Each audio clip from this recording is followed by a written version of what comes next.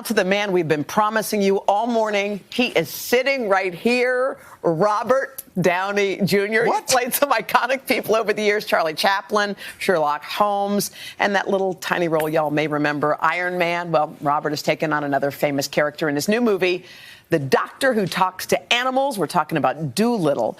But maybe he shouldn't rely on them in the operating room. Take a look. Dab-dab, forceps, please. Here you go. That's a piece of celery. Forceps, dab-dab. Oh, sorry.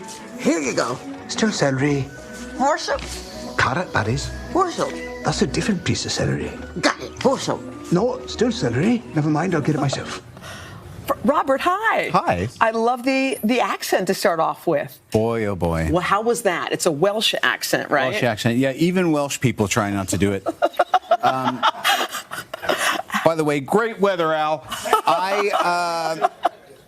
I wanted to do something a little different. I played Chaplin, I played Sherlock, so I wanted to up my game a bit. Yeah. Well, the premiere happened. Your kids went.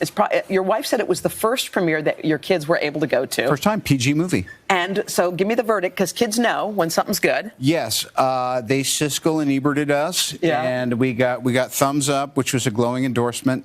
But I think at that point they were probably eating cotton candy or something, so, you know, who knows. And I think the cool thing about this is it's for kids, but we were hearing that at the end of the movie, it got really emotional. You had audiences kind of in the palm of your hand. Describe what people will see when they go.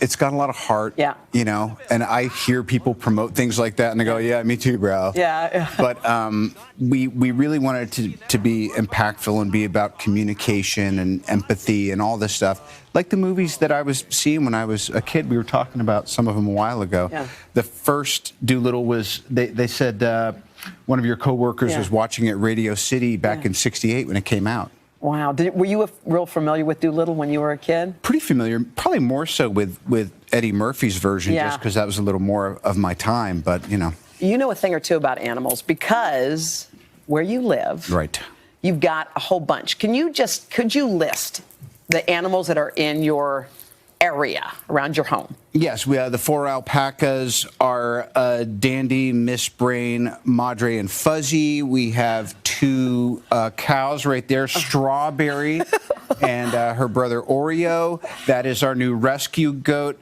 His name is Flash. Yeah. The chickens, that one's name is Bert. You name all your chickens? No. That is Cutie Boots. She's another rescue. We love her a bunch. She's not crazy about Flash because there's a little bit of a status game going on right now. So wait, walk me through how you care for these animals. Like you get out there and you do your thing. You feed them. You care for them. I do as I'm told by the missus and the folks who actually know how to take care of animals. I talk about them on TV and then they say, hey, thanks for the shout out.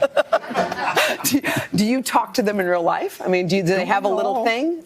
Don't we all? Do you? A little? It's a weird, fantastic thing. And I believe that certain animals, they at least cue a response that it seems like you're getting something. Yeah. By the way, your wife is the producer on this show. You guys have done 9 movies, I think she said, together. This is Naughty Number 9, yeah. Naughty Number 9. What's it like working so closely with your spouse? She's great. She would be a much better interview than me. I think you guys have a lot in common. She's just extremely gifted and asserted person who has worked her butt off to wind up where she is. And you know, and we complement each other like any good relationship, like we were talking about, you know. Well, I did see an interview with you and your wife, and I just loved how you all leaned into each other, and that spoke a lot to it. Why is she the one? Well, first of all, she's tolerated me these many years, and we want to get along. I think that's the key to a relationship. Do you actually want to get along with this person? Then act like that, you know? That's good advice. Okay, so a lot of folks were really just heartbroken when Iron Man and Tony Stark went away. Right. Were you heartbroken when the end came? You know, now that I'm middle-aged, to be honest, you start looking at the back 9 and you go, oh, this is part of the journey is that things end and, you know, everyone's going somewhere. And is it a true end, though? Because everyone keeps cracking a little door open saying maybe. Right. And are you keeping it cracked Those open? might be what do they call the stages of grief? I'm not sure. Are we in bargaining now? I am so pleased just that I wound up where I have. You know, I'm very fortunate. So I'm not the kind of guy who I want to try to keep it classy. Yeah. We'll see. Okay. We'll see. All right. That's good. We'll see if I'm classy or not. Now, your life has had so many highs and lows, and I was just thinking about like how you feel about this phase in your life. Like it looks like everything seems to be going right. You got these great kids, a beautiful wife. It's wild. Yeah. Tell me about this phase in your life. Well, I mean, you worked hard to get here. Yeah, and I think we all do. And life is an obstacle course, and I think if anything, it's that nothing is ever all okay at the same time. So I think it's important when you have those moments when personally, professionally, you know, the kids are healthy. You just want to plant a flag and say, this is one of those days where I have no complaints, I've caused no wreckage, and I owe no apologies. This is great. And, you know. Well, can I just give you a little shout out for Ellen yesterday? You did a great job. really? You hosted Ellen. You were terrific. You said you binge watched the morning show. I'm starting to think that maybe there's a lane for you in the mornings with all of us. Yeah, it's going to be a hostile takeover. I really want to test it. I Big did match. not expect that visual. Give this a try. Come on. You could do it because we're just testing different mattresses for Consumer Reports. This is Elliot. You know Al. What do you think? That's called a long day of work. You like it? We'll have more after your local news and weather.